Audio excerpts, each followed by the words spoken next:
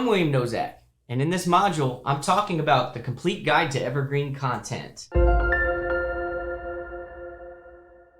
What is evergreen content?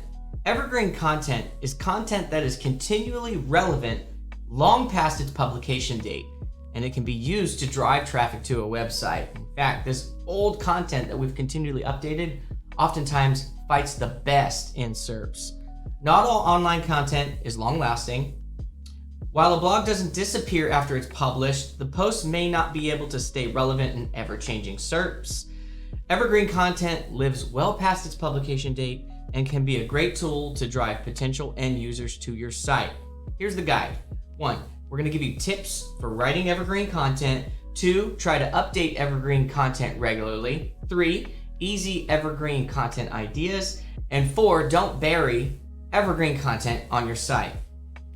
What isn't evergreen content? Maybe we should start there. Content that can be put into the category of time sensitive. This is an event that happens today but doesn't repeat.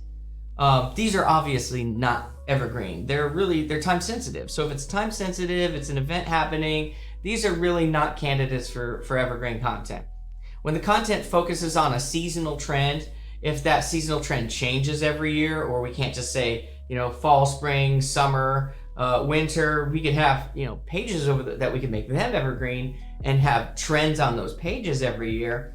But if it's really a seasonal trend post, something that's happening now and probably won't repeat, that's not evergreen.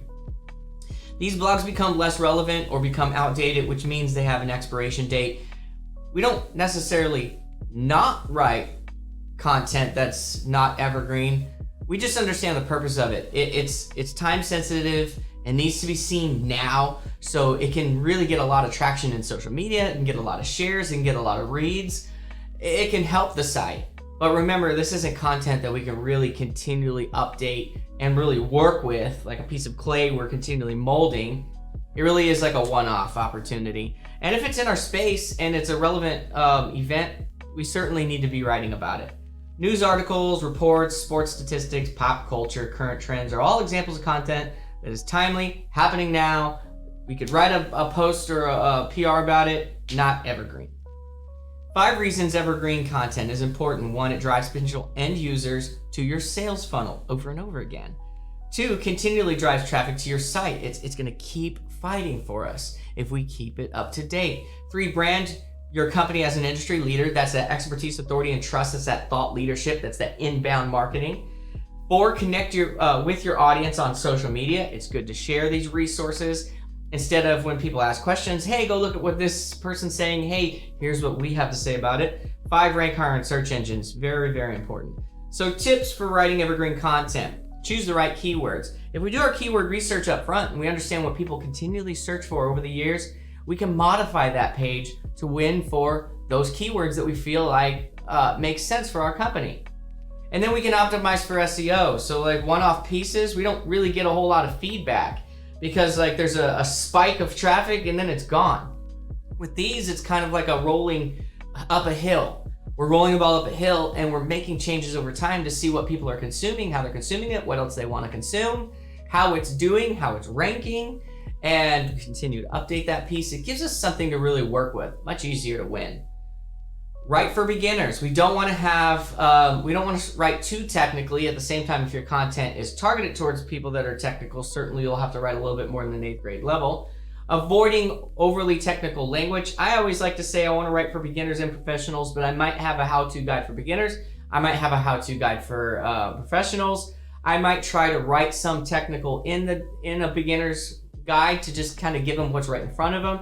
I always like to write at the top of the funnel, also bringing it down to the bottom of the funnel so that these people also understand we are the expert in this, but we are also a provider of the service. And then we can repurpose the content. So when you finally write a blog that speaks to everyone, you can also spin that content into other stories. And so we don't certainly want to write things that cannibalize that, but we can reuse the research that we've used to write offshoot pieces that always push people back to this piece being the how-to guide. But we found out in our research there's some other topics that you might be wanting to know about. Instead of kind of diluting that blog post, we could write that in another post.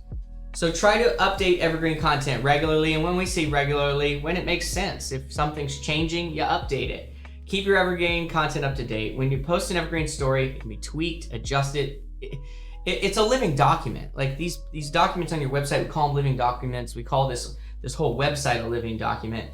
So there might be new facts, findings that come to light, and since you want to be seen as industry leader, you're going to make those changes. When you do make those changes, a little expert tip, go to your Google Search Console and re-index that page so that Google sees that you've made content changes. Certainly, if you don't have these complete guides linked from your top nav or your footer nav, and you have to hit next 10 times to get to it from your blogging, from your blog rolls, well, that's bad. Google bot will probably never know that you made changes to that. That's why we want to link those resources in the footer, certainly have an XML sitemap, possibly put some of our best guides in the header if they're getting a lot of traction. But there's ways to also internally link from other resources like our main interior pages down to these really large resources that we built for clients, and vice versa, back up to those and horizontally to other great pieces. So we create this internal linking strategy that's super robust. Make sure it's reachable within 3 clicks. If home is 0, then every click beyond that we might say 1, 2, 3.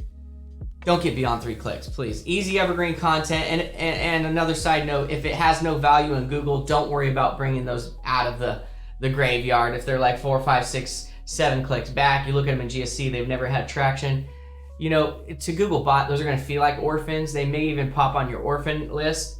When I look back and see something had traffic, I'm going to pull that out of the graveyard and make sure it's internally linked from newer resources, vice versa, linking down there, linking up there. And I just want to make it where I pull them out where I don't have to go next. No one's going to do that to find that really great piece. So, and the bots won't either. So easy evergreen content ideas, a complete guide to everything you need to know about. What went wrong, how to for beginners, how to for advanced users, history of a product, resource lists, best free and paid tools lists, how to checklists, you can't go wrong with these. These are inbound marketing gold. I mean, we use these for every client. This is going to help you win. These are skyscraper evergreens, and you can build them on a URL, and you don't ever have to build anything else, and you can manage those short lists of URLs and build additional pieces of content that strengthen them but are like secondary to them. Yes, this is the goal. Don't bury evergreen content on your site. So if it's a really good resource, your training guides or how-to articles, you could have an area on your main nav or in your drop down that says training guides or how-to articles, and have those links down to specific parts of your blog. You don't have to link down to your whole blog. You can pick those complete guides. Certainly everything you write in your blog is not going to be a complete guide. They take too much time. There's so much research that's involved, unless you do, and then that's fantastic. But certainly we would want to have them somewhere in the navs where people can get them, even in a footer, like how-to guides, at least having them there so that they're winning in organic, and people, if they hit our site, they can see, oh wow, they've got a lot of research, didn't know that. I wasn't searching for that. I need to know about that. They can get to them. And that will help us as we update them. They're kind of linked through the footer or the main nav. Granted, those are not the main body sections of a website, which bots, the main body section, bots carry more weight when the links are there. They're just usually not appropriate there on a homepage, so you still kind of have to take the secondary location of the main and footer nav. So that's a complete guide to evergreen content. You need to go back and watch that. If not, I'll see you in the next module.